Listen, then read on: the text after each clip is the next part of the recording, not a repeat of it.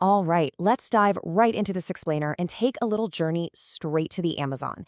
Today, we're unpacking a really fantastic hands-on activity from our sensory play materials, crafting DIY maracas and motor skills. It's honestly a brilliant example of how totally ordinary household items can be engineered into tools that actively build vital cognitive and physical skills. Let's get into it. Section 1. The heartbeat of the jungle. To set the perfect hook for this whole thing, we really have to embrace some dramatic energy. Just listen to this. Feel the heartbeat of the jungle. With these containers, we are going to catch the sound of rain and thunder. When you shake them, no one will be able to stay seated. 3, 2, 1, and music. I mean, wow, right? That isn't just a basic set of instructions. It's a full-on invitation to a deeply immersive experience. It immediately shifts the mindset from, just doing a chore or a craft to actually creating an instrument of nature. It sets this incredibly clear, thrilling goal right from the jump. Moving on to Section 2, creating your own maracas. Okay, think about this. Rice provides a sound that is soft and whispering, much like a gentle, steady rain. But contrast that with lentils. Because of their larger mass and density, lentils offer a booming, harsher sound. It's literally like a brewing heavy storm. And honestly, this is where the sensory magic really begins.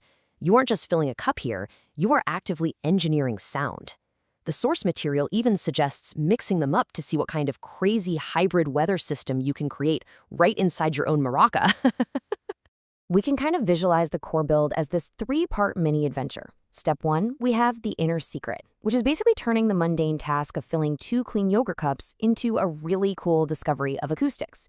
Step 2 is the ceiling, where we lock that unique sound in permanently. And step 3 is customization, decorating with markers. By outlining it exactly like this, the whole process becomes a highly structured, super easy to follow learning event. Let's actually break down those last 2 crucial steps a little bit more. So the real trick for the sealing phase isn't just using a dab of glue. You need to fully reinforce the joint with colorful electrical tape or washi tape. You're going to apply glue to the rim of the second cup, place it securely right on top of the first, and then heavily reinforce that joint by wrapping the tape around it several times. This step is absolutely critical. It ensures our jungle sounds are securely trapped inside, preventing any, massive rice spills all over the floor, and it makes the whole instrument highly durable for hours and hours of really energetic playing. For that final customization step, drawing tribal or geometric patterns with permanent markers is what truly brings the instrument's Amazonian spirit to life. This isn't just decorative, guys. It's a vital moment for creative expression. Taking the time to draw out these patterns allows the creator to take absolute ownership of their new instrument. It literally transforms a pair of taped-together yogurt cups into a bespoke, completely personal artifact of their jungle adventure. Which brings us to Section 3, motor skill development. Let's unpack the actual mechanics at play here. We're looking at motor skill development. That's the physical development and coordination gained through targeted movements, like grasping, pouring, and shaking during playtime. By framing the activity this way, we elevate the whole thing from a simple boredom buster to a highly valuable educational tool. Literally every single action in this DIY project, from opening the bag of rice to holding the marker, has a hidden developmental purpose that builds physical literacy.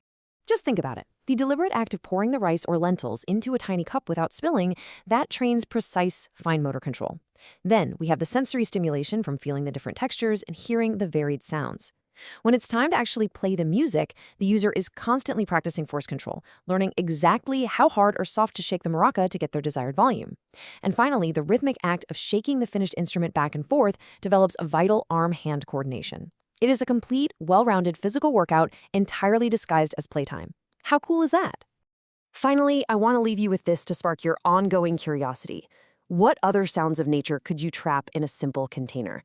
If rice is a gentle rain and lentils are the rolling thunder, what household item makes the sound of crunching autumn leaves or maybe a rushing river?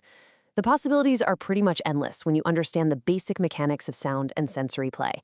Thank you so much for joining me on this explainer. Keep experimenting with the everyday items around you, keep listening for those hidden rhythms in your environment, and I'll catch you in our next deep dive.